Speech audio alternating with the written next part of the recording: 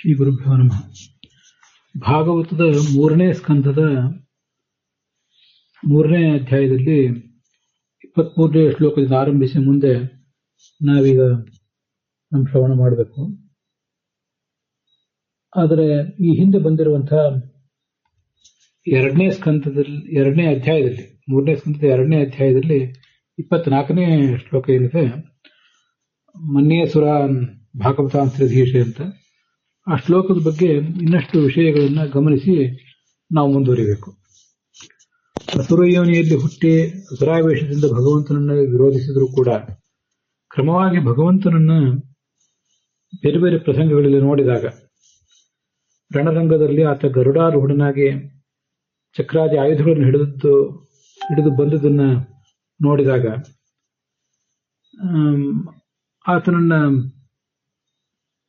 ಭಕ್ತಿಯಿಂದ ಅವರು ಸ್ತುತಿಸಿದ್ದು ಇತ್ಯಾದಿಗಳನ್ನ ನಾವು ಕಂಡ್ರೆ ಅವರೆಲ್ಲ ಭಗವದ್ಭಕ್ತರು ಅಂತಾನೆ ಅನಿಸ್ತದೆ. ಇದು ಉದ್ಧವ ವಿದುರನಿಗೆ ಹೇಳಿದ್ದು. ಹರಿವಂಶದಲ್ಲಿ ಇಂಥ ಕೆಲವು ಉದಾಹರಣೆಗಳು ಕಾಣಿಸ್ತವೆ. ಅದಕ್ಕಾಗಿ ಅವನಷ್ಟು ಗಮನಿಸಿ ನಾವು ಮತ್ತೆ ಮುಂದುವರಿಬೇಕು. ಇದೇ ಕೃಷ್ಣನ ಸ್ವಯಂವರದ ಪ್ರಸಂಗವೇ ಅದು. ಆ ಪ್ರಸಂಗದಲ್ಲೇ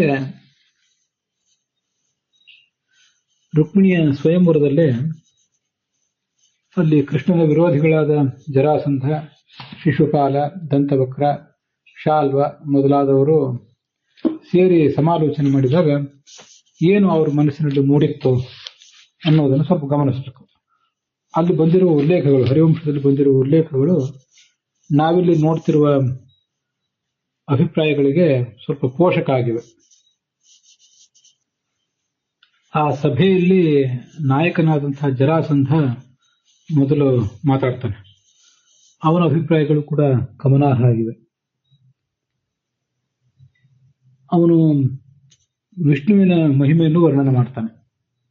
ಇದೆಲ್ಲ ಹರಿವಂಶದ ವಿಷ್ಣು ಪರ್ವದ 48ನೇ ಅಧ್ಯಾಯದಲ್ಲಿ ಈ ಜರಾಸಂಧ ಮಾತಾಡಿದ ವರ್ಣನೆ ಇದೆ. ಗೋವಿಂದಾಚಾರ್ಯರು ಇದ್ರ ಬಗ್ಗೆ ಒಂದಿಷ್ಟು ಬೆಳಕು ಚೆಲ್ಲಿದ್ದಾರೆ. ಅದನ್ನೇ ಸ್ವಲ್ಪ ವಿಸ್ತರಿಸಿ ಹೇಳ್ತಿದ್ದೇನೆ ಅಷ್ಟೆ. ಆರಂಭದಲ್ಲಿ ಭಗವಂತನನ್ನ ದ್ವೇಷಿಸಿದರೂ ಕೂಡ ಮುಂದೆ ಭಕ್ತಿ ಅವರಲ್ಲಿ ಸ್ಫುರಿಸಿತು ಅನ್ನೋದನ್ನು ಉದಾಹರಣೆ ಸಮೇತ ನೋಡಿದರೆ ಆ ಜೀವದ್ವಯ ಸಮಾವೇಶ ಇರುವ ಆ ವ್ಯಕ್ತಿಗಳ ಕುರಿತಾಗಿ ನಾವೊಂದಿಷ್ಟು ವಿಶೇಷವಾಗಿ ನೋಡಿದಂತಾಗ್ತದೆ. ಅದಕ್ಕಾಗಿ ಈ ಪ್ರಯತ್ನ. ಪುರಾ ಕೃತಯುಗೇ ವಿಷ್ಣು, ಹಿಂದೆ ಕೃತಯುಗದಲ್ಲಿ ಈ ವಿಷ್ಣು ಏನೇನು ಮಾಡಿದ ಅಂತನ್ನೋದನ್ನೆಲ್ಲ ವರ್ಣಿಸ್ತಾನೆ. ಈ ಜರಾಸಂಧನ ಬಾಯಿಂದ ಅದನ್ನು ಕೇಳುವುದೇ ಒಂದು ಸಂತೋಷದ ಸಂಗತಿ ಅಷ್ಟೆ. ಒಂದು ಹಂತದಲ್ಲಿ ಹೀಗೆ ಹೇಳ್ತಾನವನು, ತಮ್ಮನ್ಯೇ ಕೇಶವಂ ವಿಷ್ಣು ಸುರಾದ್ಯಂ ಅಸುರಾಂತಕಂ.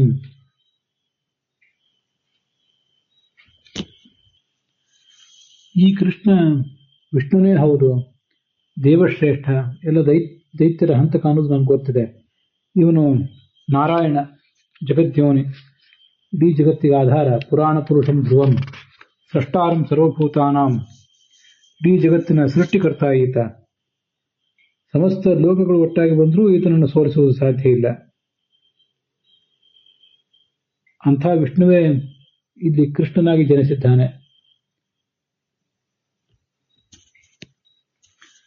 ಆ ಕೃಷ್ಣನ ಎದುರಿಗಾದರೂ, ಅವನಿಗೆ ಗರುಡನ ಎದುರಿಗಾದರೂ ಯಾರು ನಿಲ್ಲುವವರಿದ್ದಾರೆ ಅಂತ ಹೀಗೆಲ್ಲ ಹೇಳಿದಾಗ, ಅವನ ಶಿಷ್ಯನಾದ ಸುನೀತ, ಅವನನ್ನು ಹರಿವಂಶ ಸುನೀತ ಅಂತ ಕರೀತದೆ, ಅವನು ಶಿಶುಪಾಲ, ಅವನು ಆಡಿದ ಮಾತುಗಳನ್ನು ಮುಂದೆ ಹೀಗೆ ಕೇಳ್ತೇವೆ.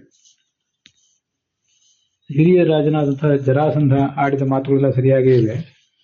ಹಿಂದೆ ಗೋಮಂತ ಪರ್ವತದಲ್ಲಿ ಈ ಬಲರಾಮ ಮತ್ತು ಕೃಷ್ಣರಿಬ್ಬರು ನಮ್ಮೆಲ್ಲ ರಾಜರನ್ನು ಎದುರಿಸಿದ್ದು ನಮ್ಗೆ ಗೊತ್ತಿದೆ. ಅವನು ಎಲ್ಲ ಆಯುಧಗಳನ್ನು ಹಿಡಿದು ಗರುಡನ ಮೇಲೆ ಏರಿ ಬಂದು ಕೂತ್ರೆ ರಣಾಂಗಣದಲ್ಲಿ ನಾವು ಆತನನ್ನು ಎದುರಿಸುವುದು ಹೇಗೆ? ಸ್ವಯಂವರ ಅಂದ್ರೆ ನಮಗೇನೋ ಇದೊಂದು ಉತ್ಸವವೇ ಸರಿ, ಆದರೆ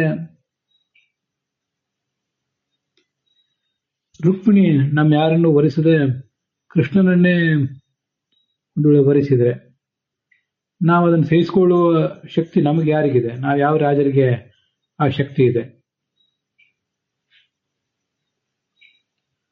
ಇದು ಮುಂದೆ ದಂತವಕ್ರ ಆಡುವ ಮಾತು.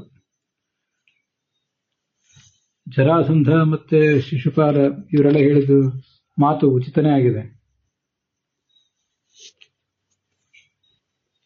ಈ ಕೃಷ್ಣ ಬಾಲಕನಾಗಿದ್ದಾಗಲೇ ಅದೆಷ್ಟು ದೈತ್ಯರನ್ನು ಸಂಹಾರ ಮಾಡಿದ, ಕಂಸನನ್ನ ಸಂಹಾರ ಮಾಡಿದ. ತತ್ರ ತತ್ರ ಯತ್ರ ಯತ್ರ ಪ್ರಯಾಸ್ಯಾಮಃ ವಯಂ ತತ್ರ ಭವೇತ್ ಕಲಿಃ ಪ್ರೀತ್ಯರ್ಥಂ ಪ್ರಯತಿಷ್ಯಾಮಃ ಕೃಷ್ಣೇನ ಸಹ ಭೂಮಿಪಾಹ. ಹಿಂದೆ ನಾವು ಎಲ್ಲೆಲ್ಲಿ ಈ ಕೃಷ್ಣನನ್ನು ಎದುರಿಸಿದ್ರು ಅಲ್ಲೆಲ್ಲ ಜಗಳವೇ ಆಗಿದೆ. ಅದರಲ್ಲಿ ನಾವು ಸೋತೇ ಇದ್ದೇವೆ ಅನೇಕ ಬಾರಿ. ಈಗ ಆದ್ದರಿಂದ ಕೃಷ್ಣನ ಜೊತೆಗೆ ಪ್ರೀತಿಗೆ ಪ್ರಯತ್ನ ಪಡೋಣ ಅಂತ ಹೇಳಿದ್ನಲ್ಲ, ಇದನ್ನ ಗಮನಿಸಬೇಕು. ಈ ಶಿಶುಪಾಲದಂತ ಭಕ್ತರು ಇವರಿಬ್ಬರಂತೂ ಜಯ ವಿಜಯರು. ಜರಾಸಂಧ ಸ್ವಯಂ ವಿಪ್ರಚಿತ್ತಿ. ಈ ಎಲ್ಲ ರಾಜರಲ್ಲೂ ಈ ಥರದ್ದೊಂದು ದ್ವಂದ್ವ ವ್ಯಕ್ತಿತ್ವ ಇದೆ ಅಂತ ಗೊತ್ತಾಗ್ತದೆ. ಸ್ಪ್ಲಿಟ್ ಪರ್ಸನಾಲಿಟಿ ಅಂತ ಈಗಿನ ಶಾಸ್ತ್ರದಲ್ಲಿ ಅದನ್ನು ಹೇಳ್ತಾರೆ.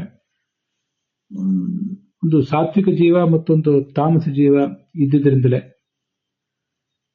ಸಾತ್ವಿಕ ಜೀವ ಏನು ಒಳಗಿತ್ತೋ ಅದರ ಪ್ರಭಾವದಿಂದ ಈ ಸ್ತೋತ್ರ ಭಕ್ತಿ ಉದ್ರೇಕ. ತಾಮಸ ಜೀವ ಭಗವಂತನ ಜೊತೆಗೆ ಸಂಘರ್ಷಕ್ಕೆ ಆವಣಿಸ್ತಿತ್ತು. ಮರ್ತ್ಯೇಸ್ಮಿನ್ ಪುರುಷೇಂದ್ರೋಸು ನ ಕಶ್ಚಿತ್ ಪ್ರಾಕೃತೋದರಃ. ಸಾಮಾನ್ಯ ಮನುಷ್ಯ ಅಲ್ಲ, ಪುರುಷಶ್ರೇಷ್ಠ, ದೇವಶ್ರೇಷ್ಠ, ನಾರಾಯಣ ಅವನು. ಇವನೇ ಸೃಷ್ಟಿಕರ್ತ, ಶರಣಾಗತ ರಕ್ಷಕ ಅಂತೆಲ್ಲ ಹೊಗಳ್ತಾನೆ ಶಿಶುಪಾಲನ ಸಹವರ್ತಿ ಈ ದಂತವಕ್ರ. ಮುಂದೆ ಮತ್ತೊಬ್ಬ ಶಾಲ್ವನು ಇದನ್ನೇ ಮಾತು ಹೇಳ್ತಾನೆ.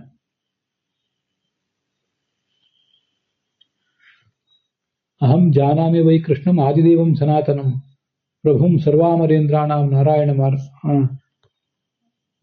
ಪರಾಯಣಂ. ಸಕಲ ದೇವತೆಗಳಿಗೂ ಆದಿದೈವ ಇವನು, ಸಮಸ್ತ ದೇವತೆಗಳಿಗೂ ಪ್ರಭು ಅಂತ ನನಗೂ ಚೆನ್ನಾಗಿ ಗೊತ್ತಿದ್ದೇ ಇದೆ ಅಂತಾನೆ. ನಮ್ಮೆಲ್ಲರನ್ನೂ ಸಂಹರಿಸಬೇಕೆಂಬ ಉದ್ದೇಶದಿಂದಲೇ ಈ ವಿಷ್ಣು ಈ ದೇವಕಿಯಲ್ಲಿ ಹುಟ್ಟಿದ್ದಾನೆ, ಇದು ನಂಗೆ ಗೊತ್ತಿದೆ. ಕಂಸರಾಜ ವಧಾರ್ಥಾಯ ಭಾರಾವತರಣಾಯ ಚ ಅಸ್ಮಾಕಂ ಚ ವಿನಾಶಾಯ. ನಾವು ಕೂಡ ಈತನ ಕೈಗೆ ಸಿಕ್ಕು ಸಾಯುವವರಿದ್ದೇವೆ ಅನ್ನೋದು ಅವನಿಗೆ ಗೊತ್ತಿದೆ. ಹೀಗೆ ದೇವದೇವ ಭಗವಂತ ಅಂತ ಗೊತ್ತಿರೋದ್ರಿಂದ ಇಂಥವರೆಲ್ಲರಿಗೂ ಭಕ್ತಿ ಭಾವನೂ ಸ್ಫುರಿಸ್ತಿತ್ತು. ತಸ್ಮಾದ್ ಅಯುಕ್ತಂ ಭವತಾಂ ವಿಗ್ರಹಾರ್ಥಂ ವಿಚಾರಣಂ. ಅದರಿಂದ ಯುದ್ಧಕ್ಕಾಗಿ ನಾವು ಪ್ರಯತ್ನ ಪಡುವುದೇ ಬೇಡ. ಪ್ರೀತಿರ್ಭವತು ವೈಧ್ರುವಂ. ಭಗವಂತನ ಬಗ್ಗೆ ನಮಗೆ ಪ್ರೀತಿಯೇ ಇರಲಿ. ಹೀಗೆ ಹರಿವಂಶದ ಸಮರ್ಥನೆಯನ್ನ ಭಾಗವತದ ಈ 3ನೇ ಸ್ಕಂದ 2ನೇ ಅಧ್ಯಾಯದ 24ನೇ ಶ್ಲೋಕದ ಕುರಿತಾಗಿ ನೋಡಿದ್ದೀವಿ.